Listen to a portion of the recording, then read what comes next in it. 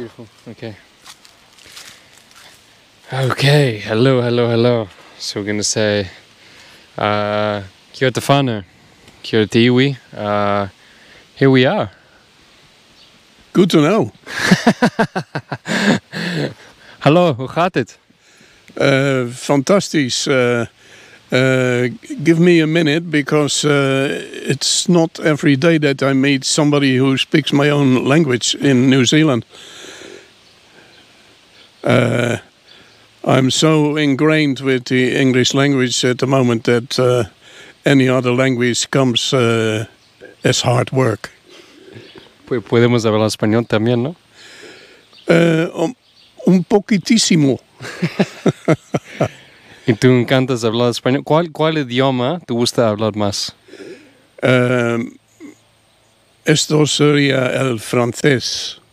¿Pourquoi? Parce que ma famille vient de là-bas. Très bien. Et d'où viens-tu?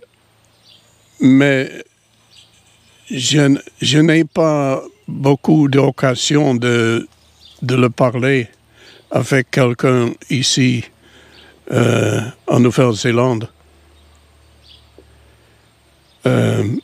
Mais je crois que c'est mieux continuer en anglais. Ouais, très bien. Enchanté. Enchanté. That's what you say to your bloody girlfriend, mate. Enchanté. Unless you're queer. Merci beaucoup. So here we are, filming in the backyard and beautiful nature.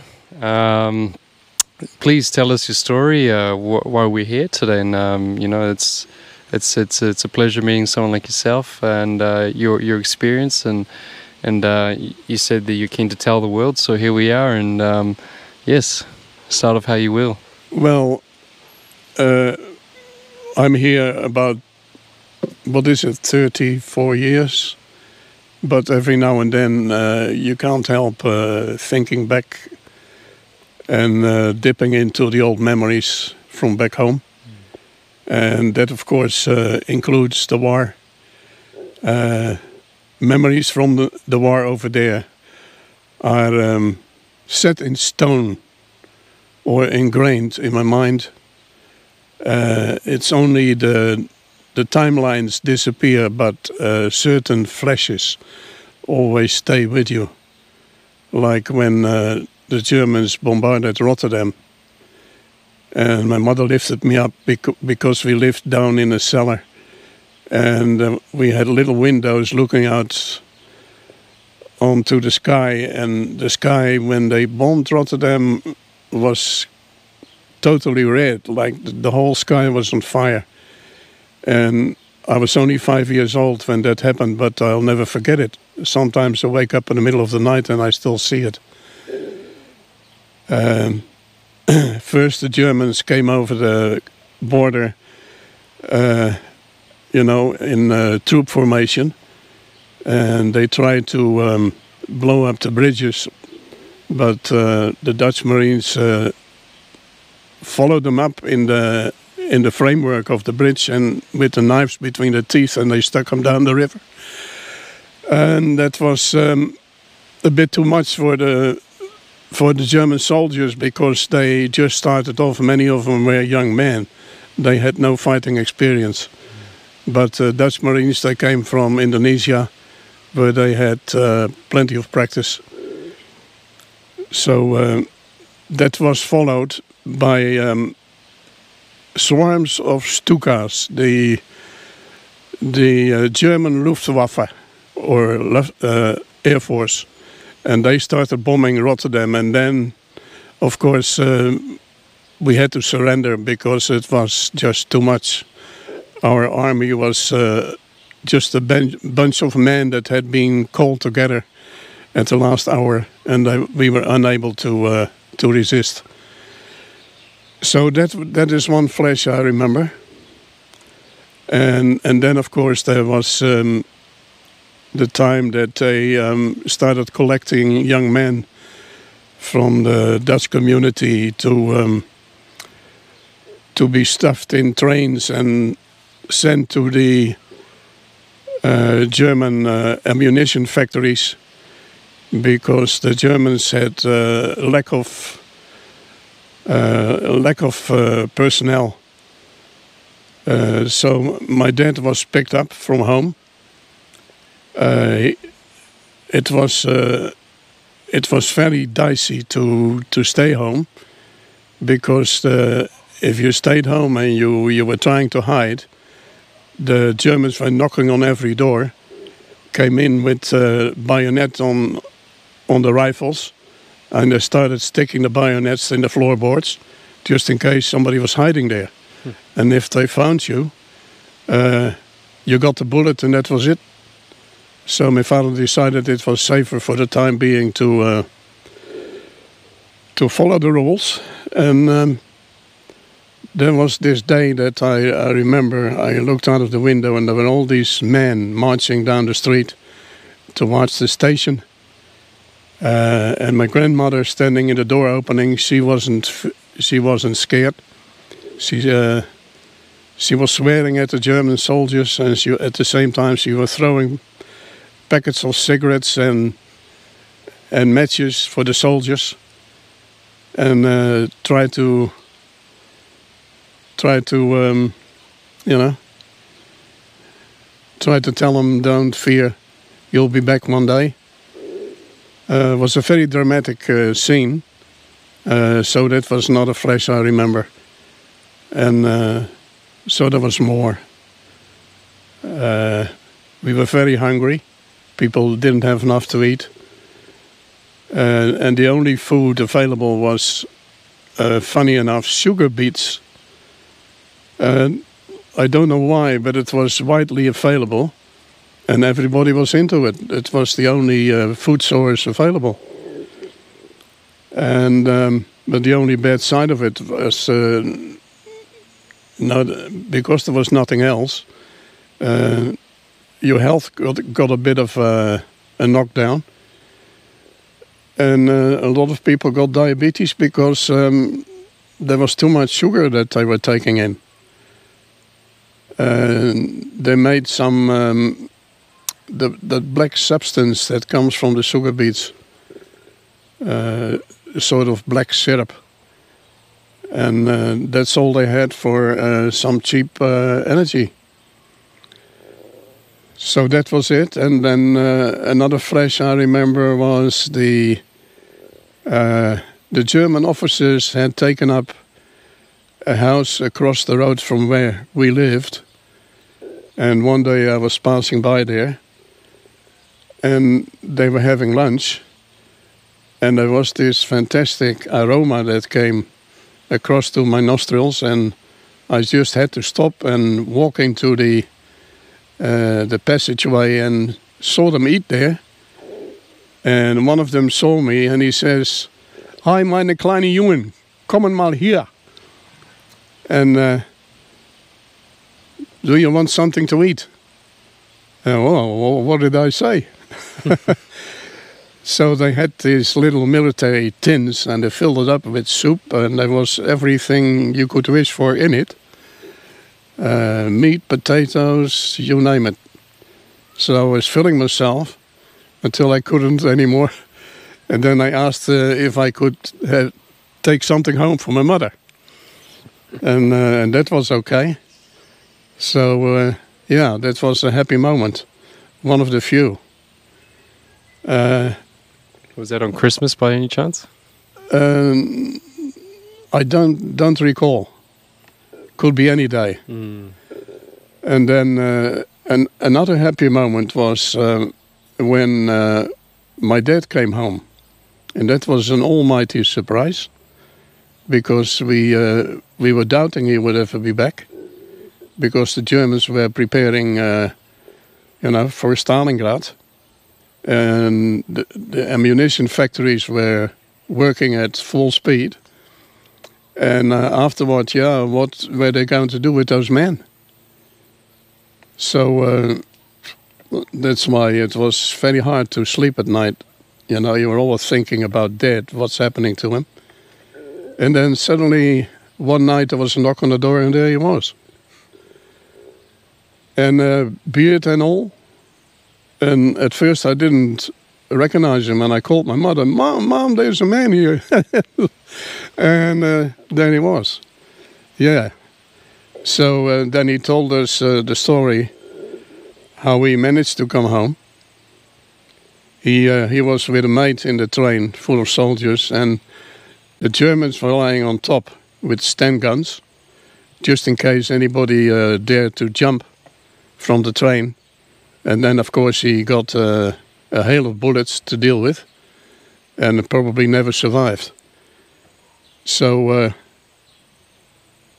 my dad and his mate, they made a deal that they would jump, but wait for the right moment. So once the train went through a bend where there was plenty of bushes on the roadside, and they jumped in the bushes, and another lucky circumstance was that it was nearly night, so the Germans couldn't really see what was happening. So they made it through the night, walking towards home, sleeping in the haystacks of farmers, and that's what they slept at daytime and they walked at night. And that is how he made it in about 14 days. Oh. So that was an amazing story. It's something that will never leave me.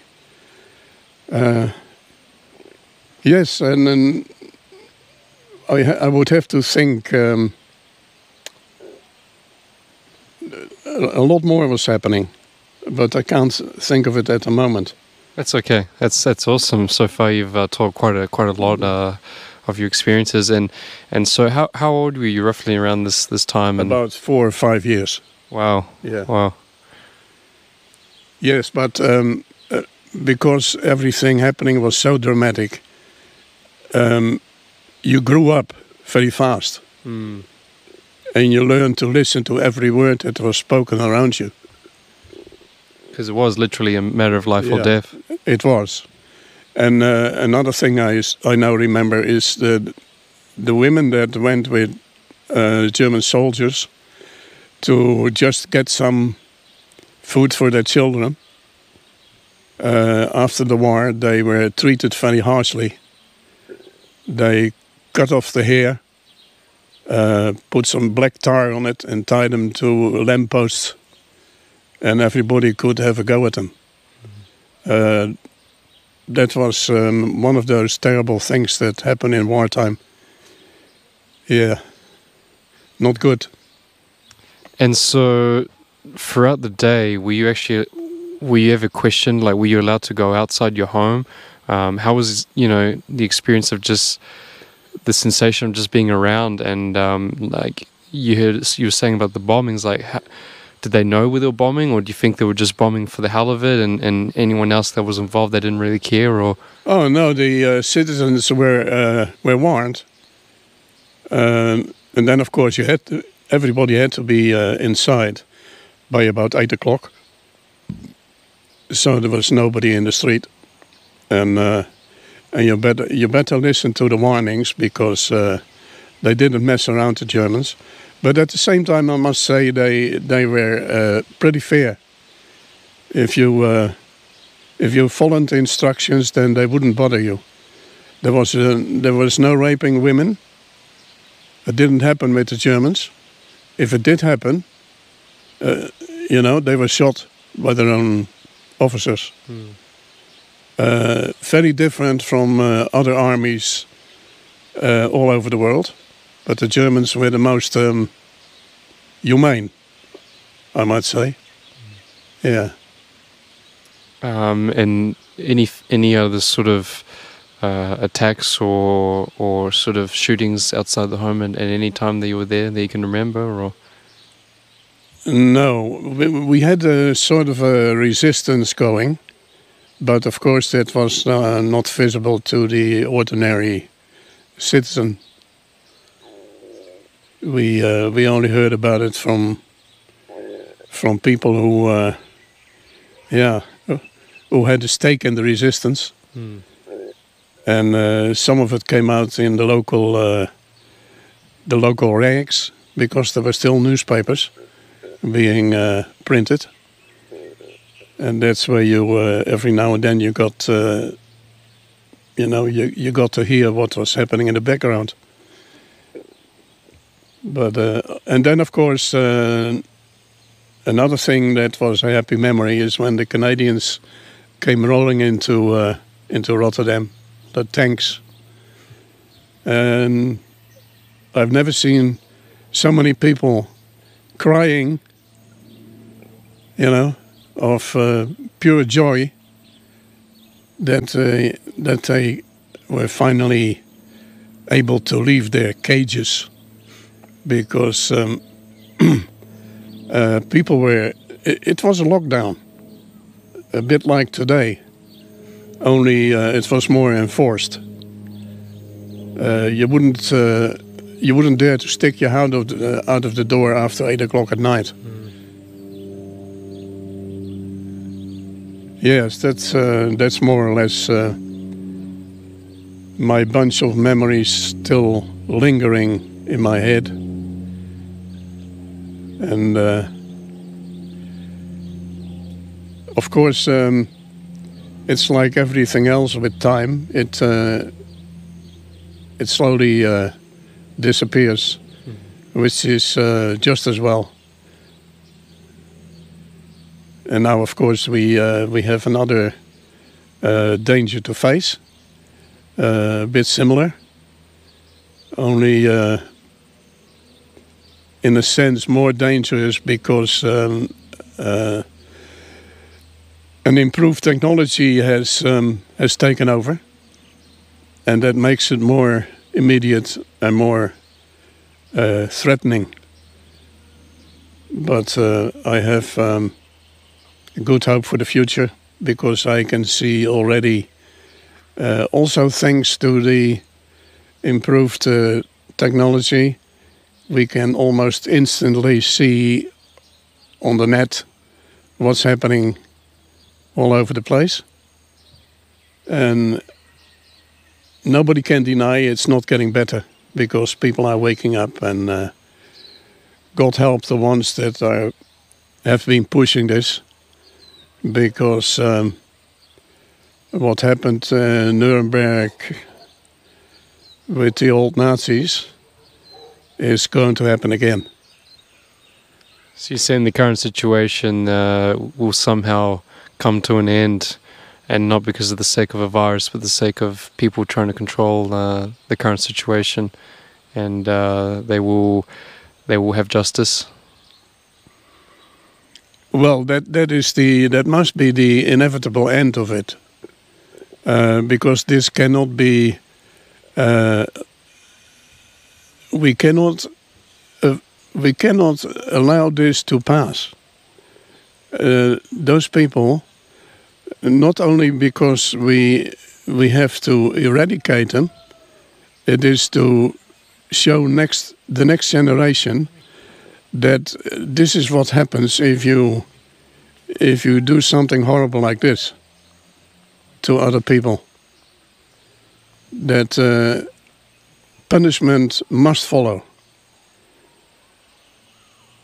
And to me, it's just a simple case of cause and effect. There's a will, there's a way.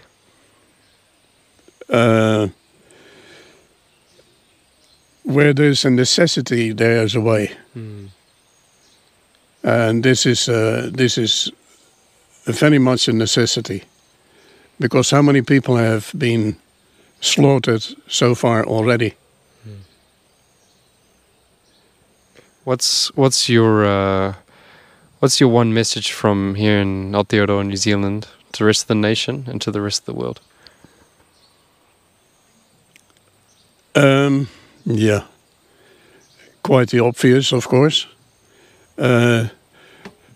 Don't let yourself fall asleep again this is to the young generation. Keep alert every day, because little Hitlers are everywhere all the time, all through human history. And wherever they pop up, you have to eliminate them or castigate them, if that is possible, and put them back into line. So it comes down to constant vigilance. You can't afford to not pay attention to what's happening around you. So that's all. Do you believe on a single person, or do you believe in unity in every way possible? I don't understand the question. Do you believe as a single person can do that, or do you believe we all have to stick together as one and unite? Of course, it is dangerous to let your fate depend on one person. We have seen that with all the dictators. You know, like in Russia, it was one person who decided for how many millions. And there was Hitler, there was Genghis Khan, Alexander the Great, Napoleon. They all wanted to own the world, and look where they ended up. And it's going to be the same with this guy, or guys, because there's a whole bunch of them. And you know, the old saying is, don't judge a book by its cover. But these covers, those guys, those faces, I don't think anybody would like to have a drink with them. Right you are. How about the one on your shirt? Yeah. Yeah. So this is brought by Shinitsu. Obviously they got a collection of shirts, as you can tell. And yeah, even Sir Dutchman here has one of them, and he's proudly wearing it, aren't you? Yeah, why not? I mean, anything that can express in words what everybody can observe and see. At least I don't have to keep talking. Dankjewel. I'm very happy to have unloaded what has been on my mind for a long time. So yeah, you're doing a good job, mate. I try. Yeah, keep trying. How many years has this been on your mind, and just wanting to tell the world? Well, not everybody wants to listen to it, you see. Everybody's got his own stories and his own experiences. And yeah, who am I? I'm just somebody from a small country down in Europe. And but there are plenty of people who have had similar experiences, who are not always able to express them, and still live with them day by day. Yeah. So, thanks for giving me the opportunity. Of course. And a Happy New Year. Happy New Year. See you later, mate. Tot ziens. Tot ziens.